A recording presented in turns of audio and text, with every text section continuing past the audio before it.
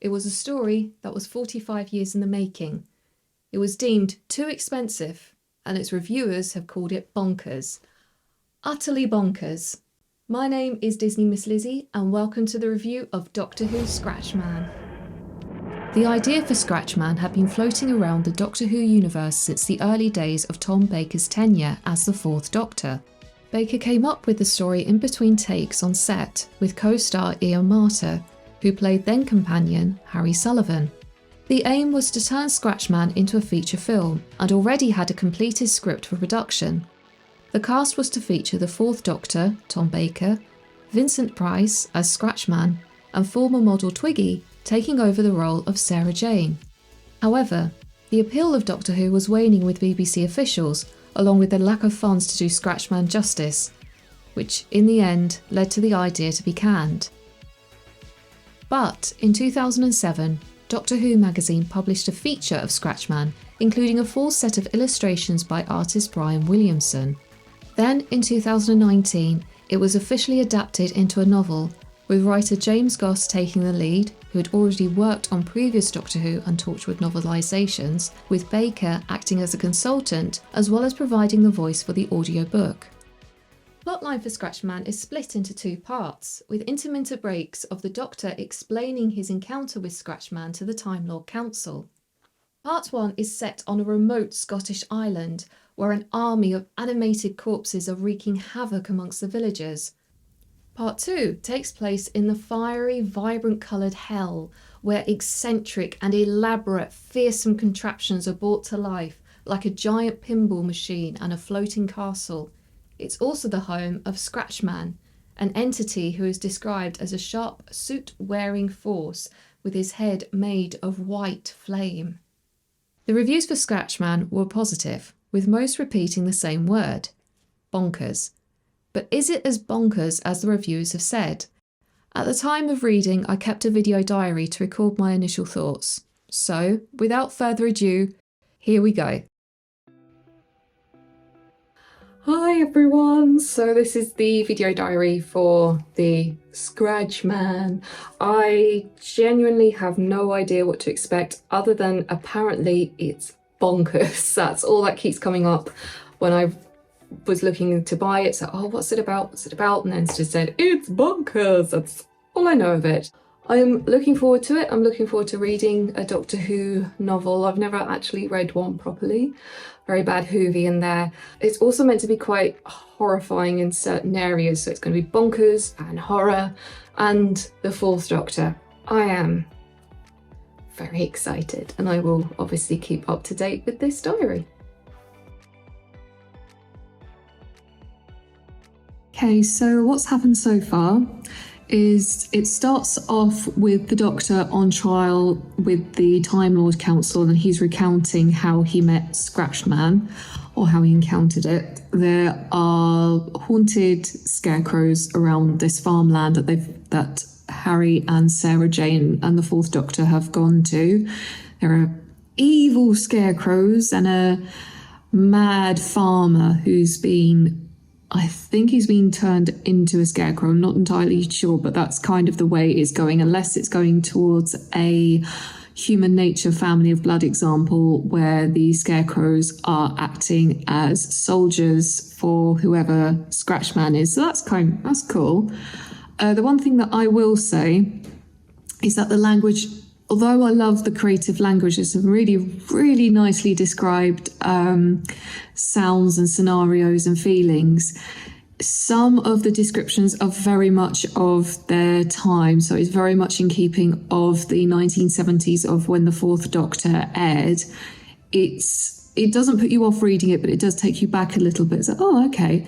It hasn't deterred me from the book, and I wouldn't say, no, don't read it. It's something to be aware of. So I've just been reading a little bit more of Doctor Who. I think it's been about a week since the last entry. But I have been reading it ever since, even if it's just a chapter here or a couple of pages there, etc. So that, interestingly, it's the empathy. There's a lot of empathy towards the scarecrows in the book from the Doctor within that present time, but also the narration that the Doctor is providing has a lot of empathy towards the Scarecrows. I did think, though, that they might be Cybermen. They could be Cybermen. It feels like it's going towards a Cybermen-esque adventure. There's... Would I say it's bonkers at the moment? I don't know, because that's everything that comes up in the review is, oh, it's utterly bonkers, it's utterly bonkers. I could see that it would be, at the time that this would have been released, I could see it, yeah, definitely pushing budgets, and it probably wouldn't have been able to maybe have matched the imagination of Tom Baker. Good afternoon, Miss Magnet's wife.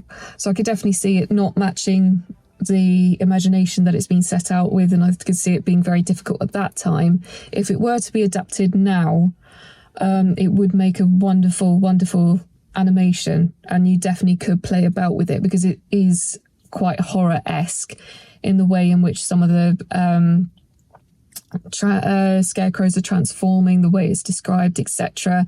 The setting, the church, which is a really nice touch, I have to say, because you've always got that wee village and the wee lonely village and the church is always quite a staple of safety. So it has personality in its descriptions, and I would say it's eccentric in its descriptive language, but not necessarily what the story is about. The story just feels like a good horror Doctor Who type scenario. Again, very empathetic. So awesome. So I've had to give myself a little bit of break from Scratchman, not because it's bad or it's horrific or it's anything like that at all. It's just the bonkers has just ramped up. So you've gone from this quite ghostly and atmospheric tale of all these scarecrows coming up on a random island in Scotland, and then part two, it feels like a separate story. It still ties in with the original, but because it's just completely gone bonkers, and that probably is the best way to describe it, because it's just ramped up. And I usually read when I go to bed because it helps me sleep, it helps me shut down. I can't shut down properly with it, so I'm missing stuff out that's just wait, what? I think even if I were awake, I'd probably have to go back a couple of pages just to say, oh, okay, we're there, right. But it seems to be more so when I'm trying to sleep, just I have no idea what Jamie's doing, I have no idea what Sarah Jane's saying, no idea what the Doctor's doing.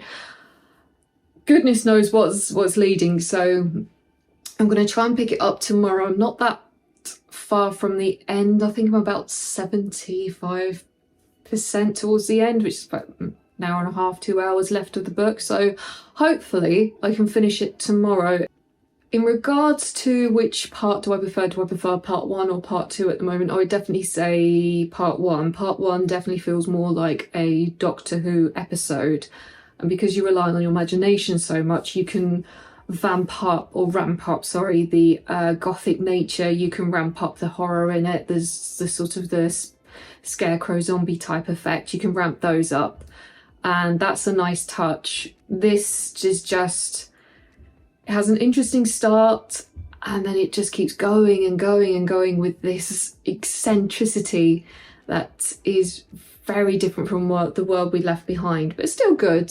I just prefer the build up and the actual storyline from the first part. So we'll see what happens towards the end, and of course I will let you know what my thoughts are. All right, see you soon.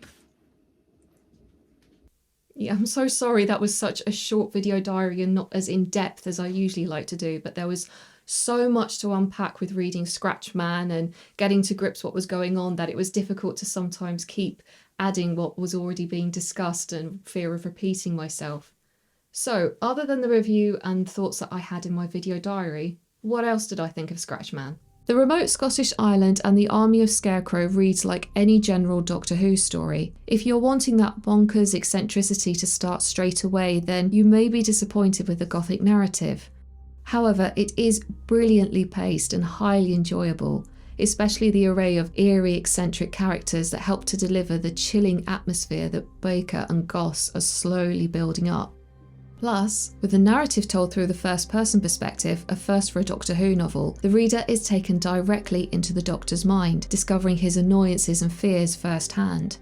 being able to be inside the Doctor's head. We didn't have that bias that some of the companions have. So with Rose and Amy, they had this unwavering love for the Doctor, and if it had been through Mickey or Rory, there was this sense of wariness and caution as to who this individual is.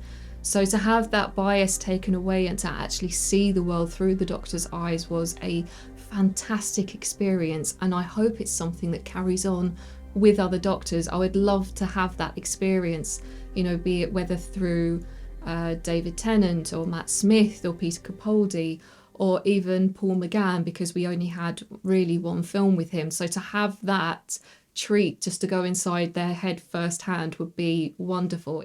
Part 1 ends with the return of some of the Doctor's most infamous enemies rising out to the sea, where we are with the Doctor on the misty Scottish Isle, only for us to then be plunged into the bright red caverns of hell for part 2, as we read about the Doctor catching a ride in a black London cab, driven by a deceased scarecrow. So when we start with part 2, everything is ramped up, with bright red colours, bonkers dialogue, and fast-paced scenes that, although exciting, made it harder for my head to switch off at night. Part 2 is great for reading during the day, but not so great if you want to switch off for the evening. It's also why this review is slightly later than I had originally planned. Sorry. Although we've been plunged straight into part 2, it still takes us a few chapters before we actually meet Scratchman, and prior to this encounter, he sets up all these elaborate, fearsome things that will stop the Doctor, Sarah Jane, and Harry from finding him. Harry in particular is targeted by Scratchman. He is the one that envisions the giant pinball machine, and then the Doctor has to play a game with him. So you have all this stuff going on, but when you do meet Scratchman, he's in a board meeting, and there's this wonderful exchange of dialogue between the Doctor and Scratchman, and they have a cigarette together. There is also one fear that Scratchman has put in for the Doctor, and I will get to that later, because that for me was the shining element of part 2. It made part 2 stand out, and it was the best thing about it, but I will get back to that in a second. But other than this change in style, what else felt bonkers about the Fourth Doctor's journey? The descriptive language played a huge role in the book's eccentricity and features some of the best descriptions I have ever read. My favourite lines had to be, "The beats are getting fewer and further between. Do you think it'll be safe for us to sneak out there?" I shook my head. "That will be like a ham sandwich running towards a Labrador. You could have heard an angel quacking on a pinhead. You make me sound like a cold rice pudding." Sarah Jane stared at me as if I were a dotty relative making a scene in a supermarket. Oh well, it comes to us all. I flailed like a Christmas tree ornament under attack from a cat. I could go on listing all the ones that I loved. There are so many to choose from, but these were the ones that made me smile the most. Just the descriptions alone make Scratchman a unique and engaging read. This will go into a little bit of a spoiler. If you don't want to know what happens, then please hit the time code here, and I will see you on the other side. Okay, so along with the first person narration, which was a wonderful treat, we also got to see something that the Doctor fears the most, or in Scratchman's eyes, what he believes the Doctor fears the most, and it's something that we have already had prior experience to, or his future selves will have experience to, and that is his past selves judging him. So what Scratchman does is that he brings to life the 3 former generations before the Fourth Doctor. So it will be William Hartnell, Patrick Troughton, and John Pertwee's Doctors all lined up, watching him and judging him for not being the Doctor. The Scarecrow with a sackcloth cape and straw hair was my third self. The little fellow with a bird's nest and the shabby trousers was clearly my second incarnation. And the forbidding creature with the skull of a giant crow, well, that just have to do for the original me. So then after that, the Doctor participates in an exchange between his 3 former selves, who are judging him, who are saying, oh, you're not the Doctor. The Doctor wouldn't do that, sir. It was a great exchange of words, but also you had this wonderful, unique balance of the macabre meets the gentleness that is Doctor Who, and the eccentricity of it, and also the politeness of it. And I did love those elements as well. And I loved how the first Doctor's head was described as being a skull of a crow. That really set off the uniqueness of this first Doctor, and also suited his elderly nature, and he was the first one, so it makes him a little bit wiser than his younger selves. And I really did thought that's so clever. It's so original and so clever, and I loved it. And there was a nice little touch as well at the end as the TARDIS is escaping. The Doctor then sees this. Well, huffed the third me. Some people, sighed the second me. The first me held up a claw. There are times when wiser heads can learn from an apprentice. Maybe, just maybe, the faintest traces of three figures watched us go. But then again, perhaps they didn't. That description there paints a wonderful image of the three Doctors watching their younger self, and a great way to end part 2. So that's how part 2 ends, with the three Doctors watching, or maybe not watching, their younger regeneration fly off to safety. So all in all, what ranking would I give Scratchman? Definitely a 4.5. Scratchman has everything that a Whovian wants from a Doctor Who story. The safe fear factor, like the scarecrows and the eerie villagers, the great characters, and the theatrical eccentricity that only comes from a Doctor Who story. If, like myself, you've never seen a full series from the original Doctor Who, it doesn't matter. You still know and understand these characters, and you know that you are with the Doctor. It may not be your Doctor that you're going on this exciting adventure with, but you're made to feel just as included, and I think it helps reading it from a first-person perspective as well. Like I said, I would love to have that experience again with the other Doctors, to see what their inner monologue is like and how they describe the world. Villain of Scratchman is a very cool idea, though for me he wasn't the most exciting part. That came in other areas of the plot. But it is still a highly enjoyable read, and I cannot wait to reread it again. So again, thank you so much for joining me. I'm so sorry this review is so late, but I'm thoroughly pleased that I finally got to sit down and talk about why Scratchman is such a brilliant Whovian story. And for more Doctor Who content, please don't forget to like, share and subscribe to the channel. And for more Doctor Who and Disney content, then please follow me on Instagram and TikTok. So anyway, have an awesome day guys, and I will see you in the very next video. Bye. Bye.